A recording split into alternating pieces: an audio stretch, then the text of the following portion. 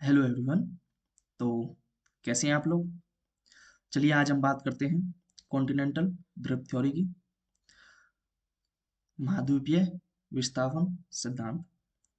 Basically इस इसमें हम क्या जानेंगे?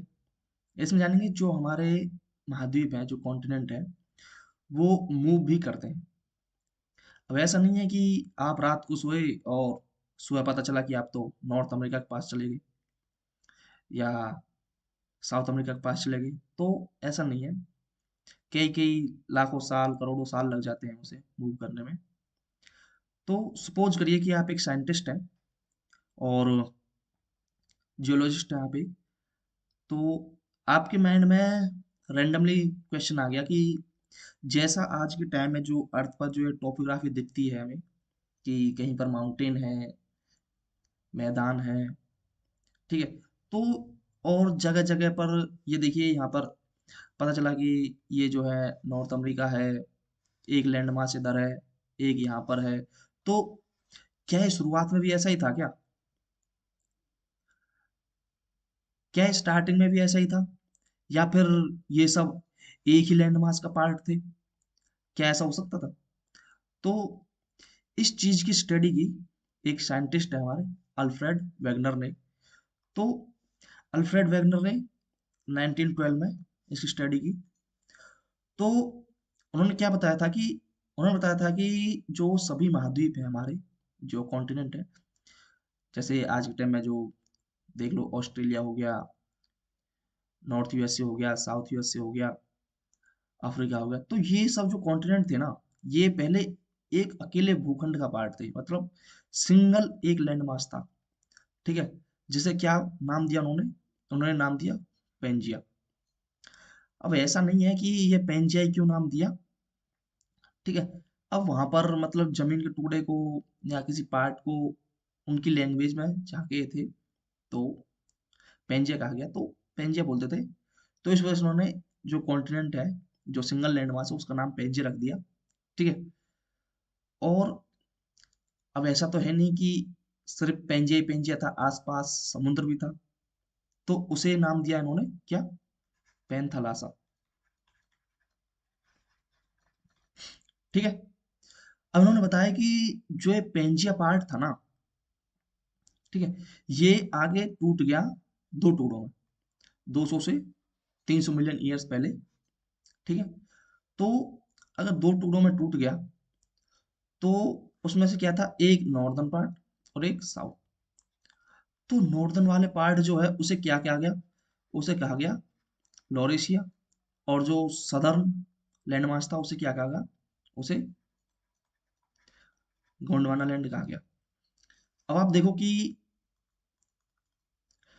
अब एक सिंगल लैंडमास अगर दो समान भागों में टूटेगा, पार्ट में, और आसपास इसके समुद्र है, ठीक है, ओशियन है। ये देखो, ये थी वेगनर ने जो बताया था, ये देखो, ये एक सिंगल लैंडमास हो गया, ठीक है, पेंजिया। और ये जो है, ये ओशियन है, पेंथालासा, ठीक है। अब ये देखो, ये इधर गया और ये इधर, दो पार्ट हो गए, ये लॉरेशिया और ये गोंडवाना लैंड। तो बीच में क्या? अब ऐसा तो है नहीं कि बीच का पार्ट सूखा रह जाएगा, ये पानी जो है ये इधर मूव करेगा, पानी भी तो आएगा, ठीक है। तो ये जो वाटर बॉडी है, इसे कहा गया इसे कहा गया तेथिस सी, ठीक है, सागर, ठीक है।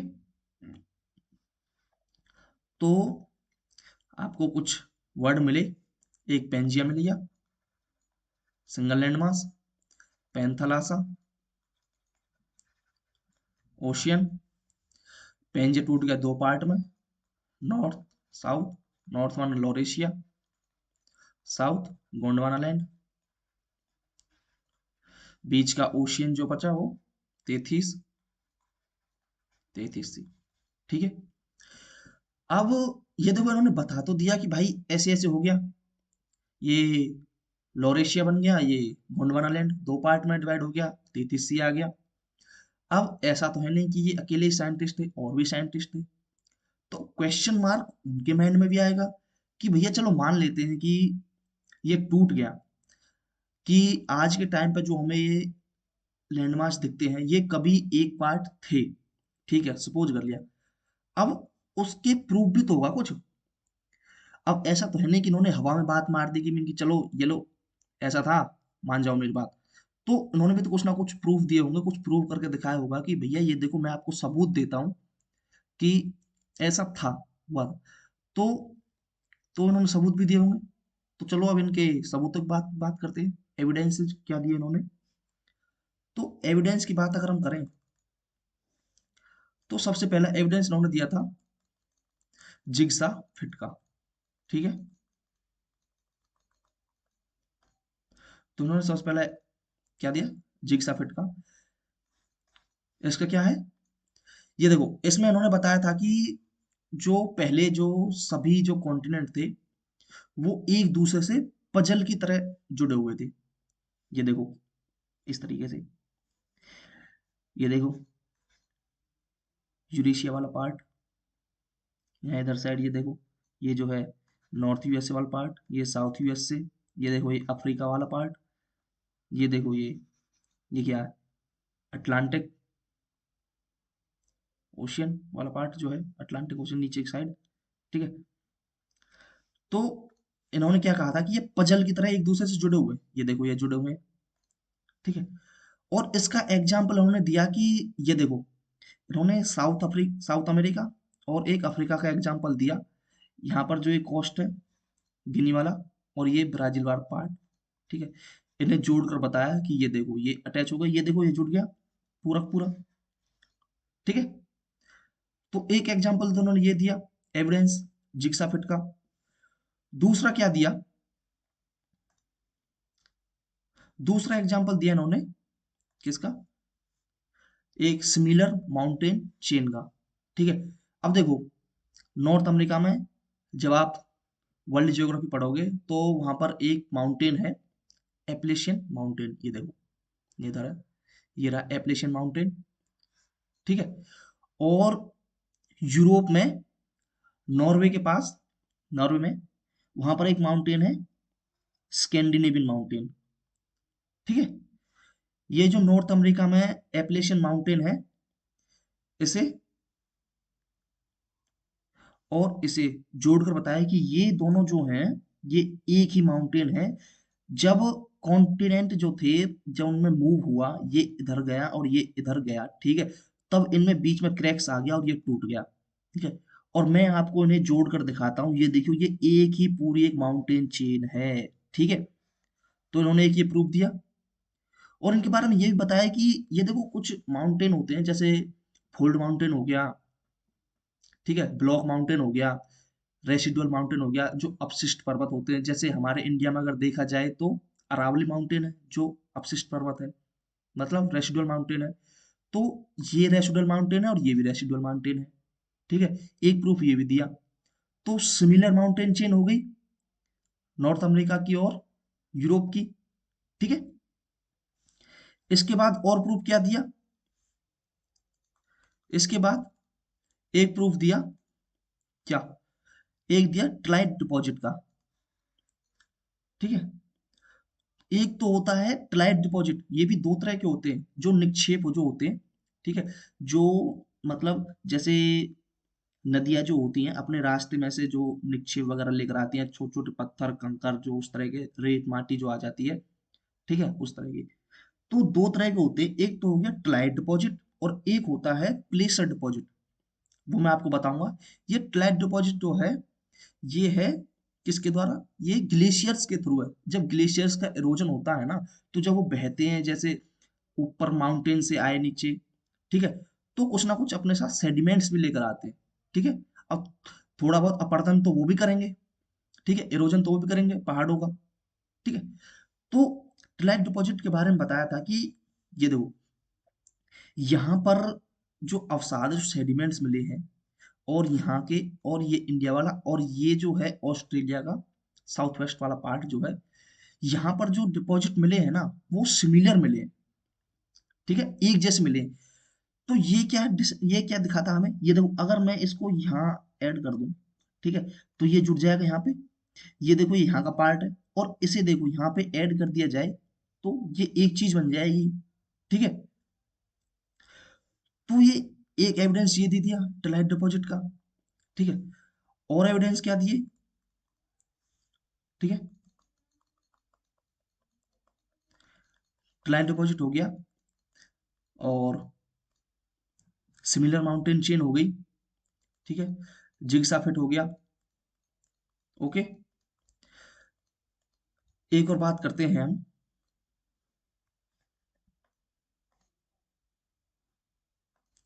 एक है मेसोसोरस। ये क्या है, ये है फॉसिल डिस्ट्रीब्यूशन, जो फॉसिल फ्यूल्स वगैरह जो मिले हैं, फॉसिल्स जो मिले हैं, ठीक है। तो मेसोसोरस है, ये रेप्टाइल्स हैं जनरली, ठीक है, जो नाम दिया गया है, ठीक है। तो ये देखो, ये अगर मैं साउथ अमेरिका दिखा दिया मैंने आपको, और ये अफ्रीका है, इसके बीच में क्या है, ये जो है ये है अटलांटिक ओशियन, ठीक है। तो जो डिपॉजिट मिले हैं ना, जो फॉसिल डिस्ट्रीब्यूशन हुआ है, यहाँ पे और यहाँ पे सेम मिले हैं, ठीक है।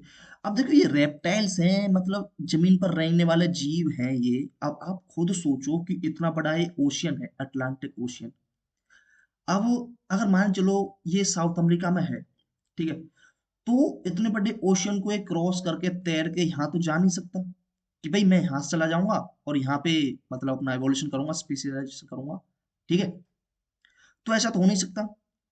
तो इसके बारे में बताया कि ये कॉन्टिनेंट का एक पार्ट था, यहाँ पर ये रहते थे, और जब ये अलग हुए, कॉन्टिनेंट मूव हुए, तब जो फॉसिल का डिस्ट्रीब्यूशन हुआ वो यहाँ पे और यहाँ पे हो गया, ठीक है।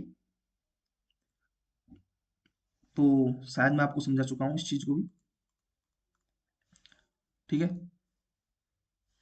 तो आगे बात करते हैं।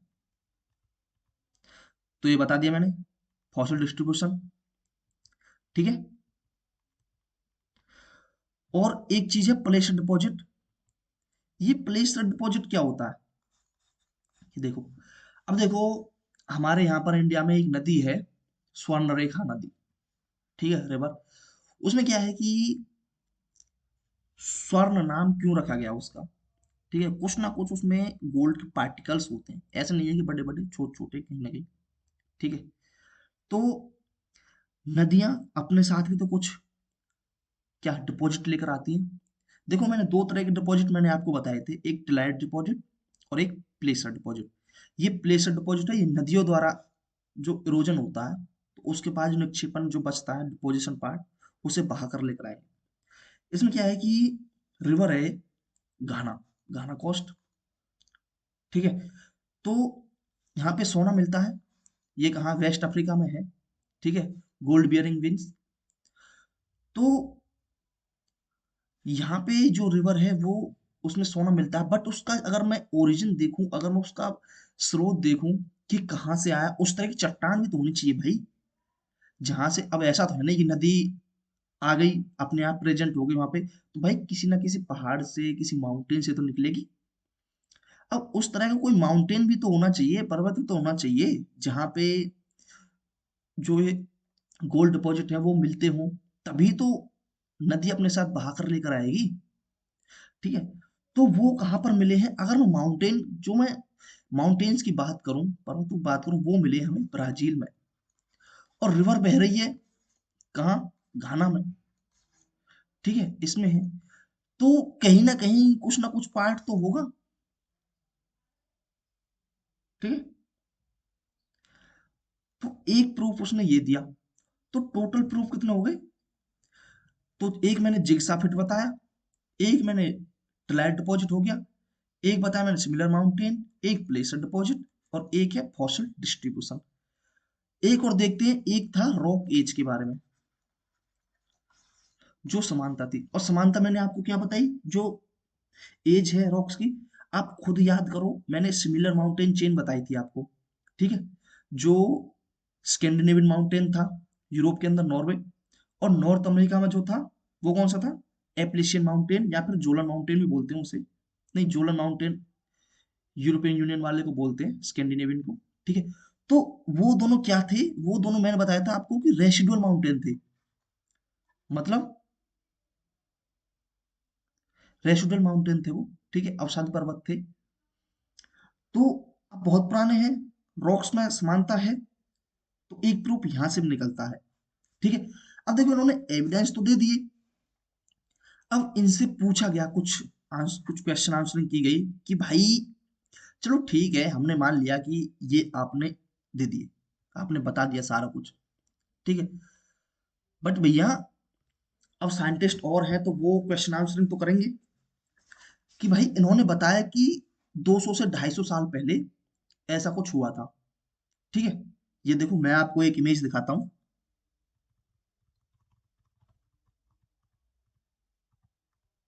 ये देखो, ये देखो 225 मिलियन ईयर्स है वो पहले क्या था, ये ऐसा था। उसके बाद धीरे धीरे ये मूव हुआ, 135 मिलियन ईयर्स है वो, फिर मूव हुए, ये देखो इस तरह से, ये टोपोग्राफी इस तरह से बन रही है, डिजाइन, ठीक है।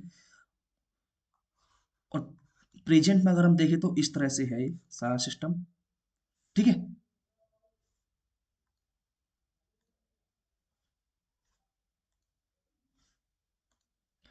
तो अब उन्होंने क्या पूछा, तो उन्होंने ये जाना कि भैया आप ये बताओ, देखो अगर मैं टाइम स्केल की बात करूं तो 200 से 250 मिलियन ईयर्स एगो पहले कौन सा एरा चल रहा था, तो उस समय चल रहा था मीसोजोइक एरा, ठीक है। तो जो और साइंटिस्ट थे जो उन्होंने काउंटर आर्गुमेंट किए उनके साथ, तो उन्होंने क्या बोला कि भाई ये जो ड्रिफ्ट है, ठीक है, ये मीसोजोइक एरा के बाद ही क्यों स्टार्ट हुई। क्वेश्चन है कि मीसोजोइक एरा में ही क्यों स्टार्ट हुई और उसके पहले क्यों नहीं, ठीक है। मीसोजोइक एरा से पहले आता है पैलियोजोइक एरा, ठीक है, पैलियोजोइक एरा। तो ये जो ड्रिफ्टिंग है, ये इस टाइम पीरियड में क्यों नहीं हुई भाई, ये मीसोजोइक में क्यों हुई, ये बताओ, ठीक है। दूसरी चीज ये है कि आपने भाई ये तो बता दिया कि भाई कॉन्टिनेंट कॉन्टिनेंट की ड्रिफ्टिंग हो गई, ठीक है मान लिया, पर ओशियंस कहाँ गया भाई, उसका भी तो कुछ आपको बताना चाहिए, उसके बारे में तो आपने कुछ कहा नहीं। हम्म, तो भाई उसके बारे में कुछ कहा नहीं आपने, क्वेश्चन तो वहां भी बनता है, ठीक है। तो ये हो गया, और प्रूफ्स के बारे में इनके बताया गया कि ये सिर्फ एजेप्शन पर है, उन्होंने सिर्फ वैसे ही हवा में बात मारी है, कोई प्रूफ इस तरह से इन्होंने नहीं दिए जिससे कि जो अदर साइंटिस्ट हैं जिन्होंने इनसे क्वेश्चनिंग की है वो सेटिस्फाई हो सके, ठीक है। और उन्होंने एक और बताया कि ये जो है कॉन्टिनेंट, मेन चीज जो है कि ये कॉन्टिनेंट ड्रिफ्ट हुए ही क्यों भाई। आप खुद सोचो ना, आप एक चीज यहां से चल के आगे की तरफ जा रही है तो कुछ ना कुछ तो होगा जिससे वो चीज आगे बढ़ रही है, उसके पीछे कोई फोर्स, कुछ ना कुछ चीजें जो उसे धक्का दे रही हैं आगे की तरफ, तो उसे बताने में ये असफल रहे। इन्होंने क्या कहा था कि इन्होंने बताया था कि जो टाइडल फोर्स है ना, जो ज्वारीय ऊर्जा करंट और ग्रेविटी, ये दो फोर्सेस हैं जिसकी वजह से मूवमेंट हुई।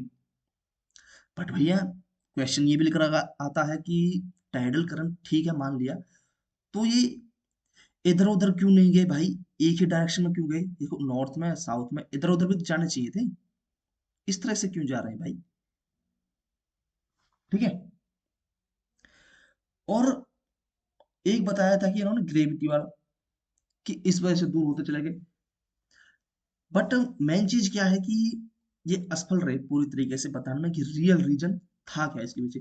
बट अब ये देखो, इन्होंने भले ही रीजन नहीं बताया था, बट इन्होंने अदर साइंटिस्ट को सोचने का एक मौका दिया, अदर साइंटिस्ट को सोचने के लिए इस किसमें फील्ड में आगे की साइड की, हाँ भाई इन्होंने एक बेस बना दिया था, एक बेस तैयार कर दिया। आप खुद सोचो, आप कभी घर बनाते हो या बिल्डिंग बनाते हो या कोई भी, तो उसमें एक बेस बनाया जाएगा, अब बेस के ऊपर अदर अदर सिविल इंजीनियर्स जो होते हैं वो अपनी डिजाइन बनाते हैं कि मैं इस तरह से ये डिजाइन करना चाहता हूँ, इस तरह की बनाना चाहता हूँ। तो जरूरी थोड़ी है हर इंजीनियर की एक्सेप्ट करे वो, किसी की खराब भी निकल जाती है, किसी की सही है, ये बेस्ट रहेगी, नहीं आपने अच्छी नहीं बताई है, ये ठीक नहीं है। तो इन्होंने जो बताया था वो तो असफल हो गए अच्छी तरह से, पूरी तरीके से वो बताने में कि मेन रीजन था क्या। अब इसके बाद जो साइंटिस्ट है वो भी तो कुछ ना कुछ सोचेंगे कि भाई स्टार्ट तो इन्होंने कर दिया, तो चलो उस फील्ड में और आगे की तरफ कुछ हम प्रयास करते हैं, कोशिश करते हैं। तो इसके बाद निकलकर क्या आया, इसके बाद आती है कन्वेक्शनल करंट थ्योरी। ठीक है, कन्वेक्शनल करंट थ्योरी उसमें क्या है, उसमें देखते हैं कि कन्वेक्शनल करंट थ्योरी ये किसने दी थी, ये दी थी आर्थर होम्स ने, साइंटिस्ट है। कब दी, 1930 में। तो इन्होंने क्या कहा था, देखो अब आप अपने बेसिक्स को याद कीजिए जो मैंने आपको बताया था अर्थ इंटीरियर में, एस्थेनोस्फीयर वाला पार्ट, जिसमें क्या होता है, मैग्मा होता है। ठीक है, और उसके अंदर मैंने बताया था कि भैया उसमें रेडियो एक्टिव एलिमेंट्स होते हैं। अब रेडियो एक्टिव एलिमेंट्स होते हैं तो कहीं ना कहीं ऊर्जा अगर ज्यादा निकलेगी, एनर्जी, तो इसके जो पार्टिकल्स हैं, रेडियो एक्टिव पार्टिकल्स जो है, तो उनमें काइनेटिक एनर्जी डेवलप होगी। अब काइनेटिक एनर्जी इसमें डेवलप होगी तो वो जो पार्टिकल्स हैं मूव करना स्टार्ट करते हैं। ठीक है, वो मूव करना स्टार्ट करते हैं।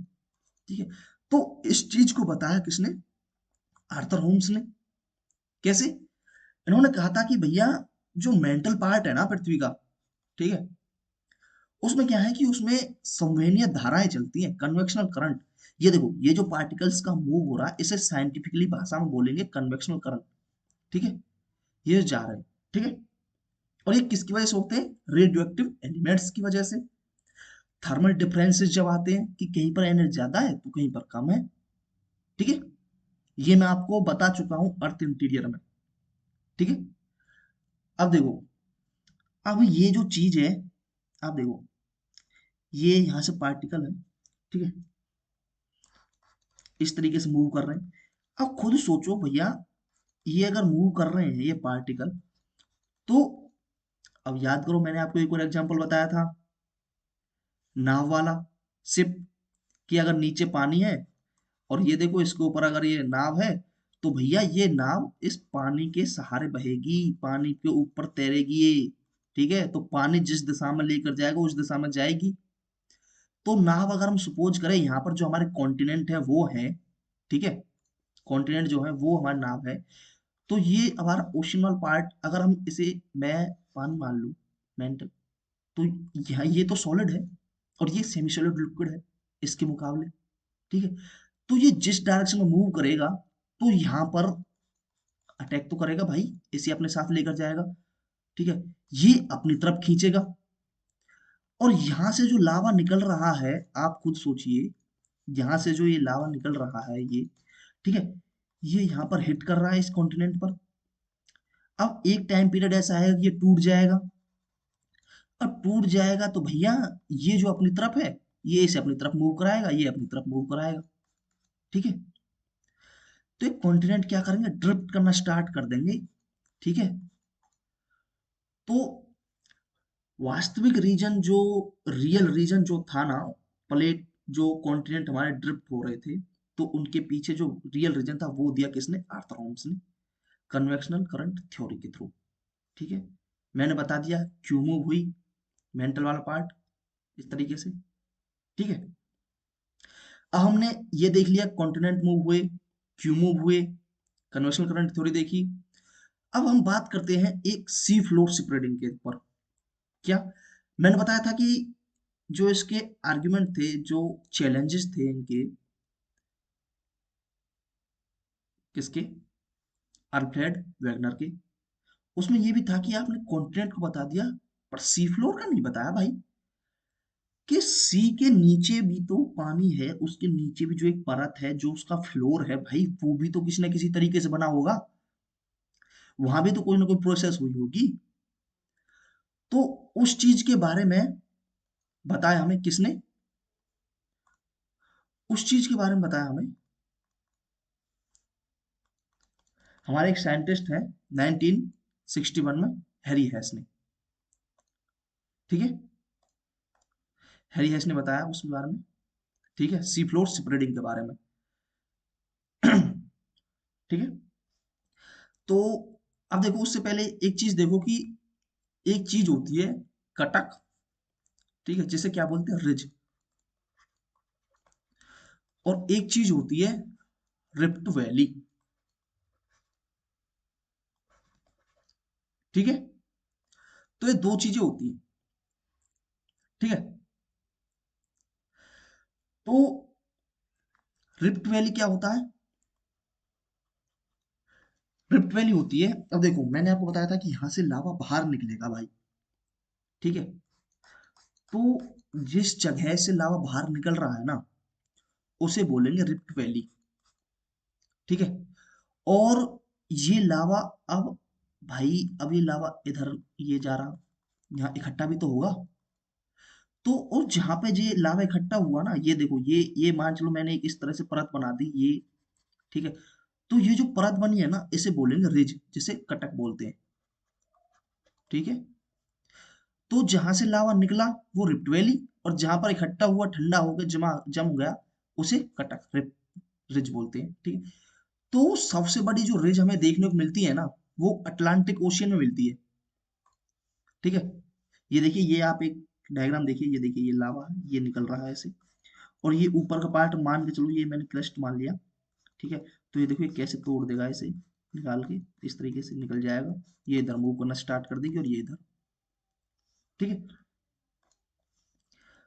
तो मैंने आपको बता दिया, रिज बता दिया और रिफ्ट बता दिया। सबसे बड़ी हमें कहाँ मिली है रिज देखने के लिए?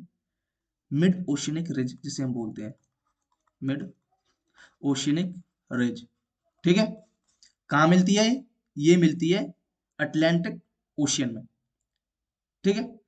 अब देखो इसमें एक चीज निकल कर आती है कि भैया जो ये रिज है ना, जो हमें मिली, अब अगर ये रिफ्ट वैली के पास है, रिफ्ट वैली के अगर ये नजदीक है, नियर, तो अगर ये नियर है तो हमें देखने को मिली है ये न्यू, ठीक है। और ये रिफ्ट वैली के दूर है, ठीक है, दूर डिस्टेंस पर है, तो ये हमें देखने को मिली है ओल्ड। आप खुद सोचो ना, ये यहां से भैया, आप खुद सोचिए कि इस चीज से ये मैंने बना दिया, ठीक है, यहां से लावा निकला, ठीक है। अब देखो ये कॉन्टिन्यूअस लावा निकल रहा है, निकल रहा है, निकल रहा है, ठीक है। तो यहां पर जो बनी क्या, रिज कटक, ठीक है। अब मान के चलो ये ऊपर का जो सिस्टम था पूरा, जो क्रस्ट थी वो टूट गई, ठीक है। अब टूट गई, ये मूव करी, ठीक है, ये निकल रहा है वापस लावा। अब देखो ये जो रिज है ये कटक, अब ये इधर साइड जाना स्टार्ट करी, क्योंकि भाई ये जो बनी है जाएगी भाई, मूव करेगी, ठीक है। अब देखो ये भी मूव कर रहा है ओशियन, और एक चीज देखो, अब ये दोबारा नहीं बनी, फिर इधर मूव हो रही है, ये पीछे जाती चली जाएगी, कोई भी चीज है, फिर नहीं बनी, ये पीछे जाती चलेगी, क्योंकि ये मूव कर रही है भाई। ये चीज यहाँ आ गई, फिर यहाँ आ गई, फिर यहाँ, फिर यहाँ, और जो नई बनी है ये यहाँ है। तो रिफ्ट वैली के पास जो है वो है न्यू, और रिफ्ट वैली के दूर जो है वो है ओल्ड। तो एक प्री में बहुत अच्छा क्वेश्चन बनता है कि क्या, कि जो रॉक्स की जो एज है ना, जो चट्टान की जो एज है यहाँ पर जो बनी, क्योंकि माउंट, क्योंकि ये जो लावा इसी से बन रही है, ठीक है।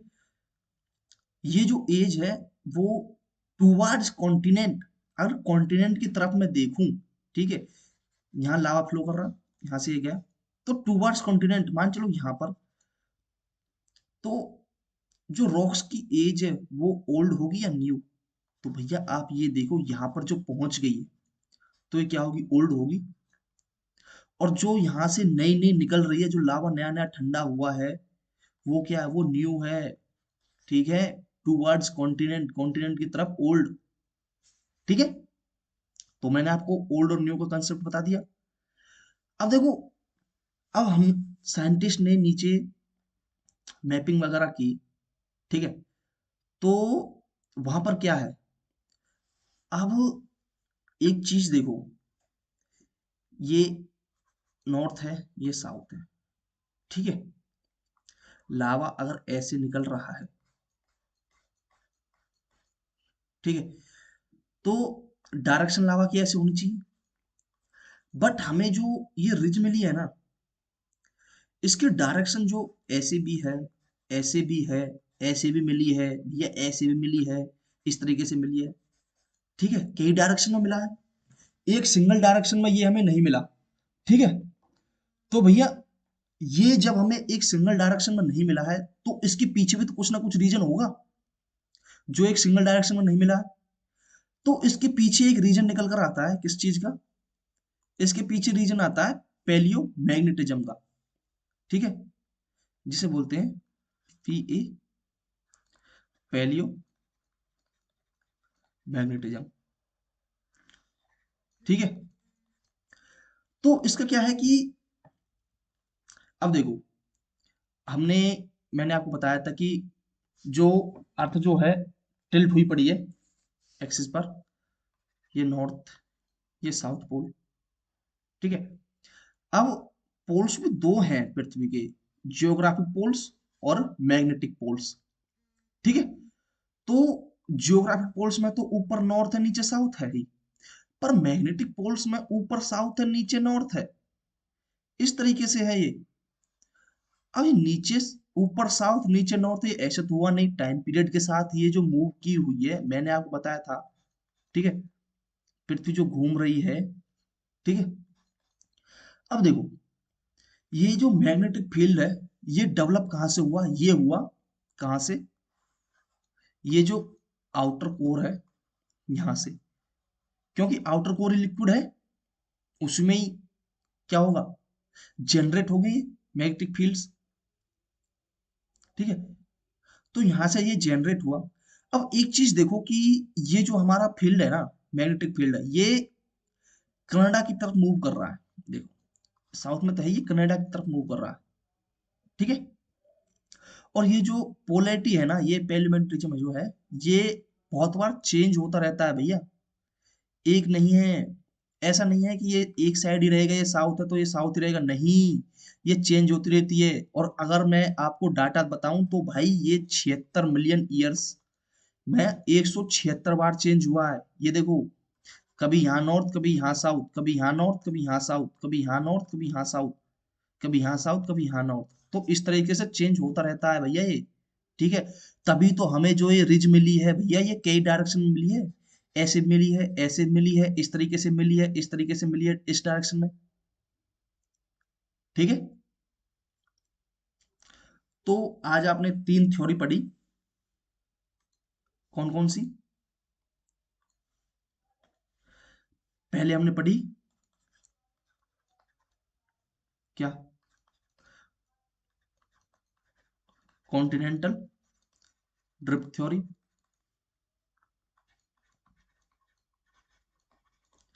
उसके बाद हमने क्या पढ़ा? Convectional current theory. उसके बाद सी फ्लोर स्प्रेडिंग थ्योरी। ठीक है, तो कॉन्टिनेंटल ड्रिफ्ट थ्योरी देख ली, अल्फ्रेड वेगनर ने दी 1912 में। ये देख ली, ये किसने दी? 1930 में, आर्थर होम्स ने। सी फ्लोर स्प्रेडिंग देख ली 1961, किसने? हैरी हेस ने। ठीक है, अब एक थ्योरी और निकल कर आती है जो सबसे फेमस है। ठीक है, जो हमें सारी चीजों के बारे में बताती है। ठीक है, वो थ्योरी है प्लेट टेक्टोनिक थ्योरी। ठीक है, प्लेट विवर्तनिक सिद्धांत। ठीक है, तो इसके बारे में हम कल जानेंगे। आज के लिए इतना ही। तो आई होप आप लोग सब समझ गए होंगे। तो थैंक यू।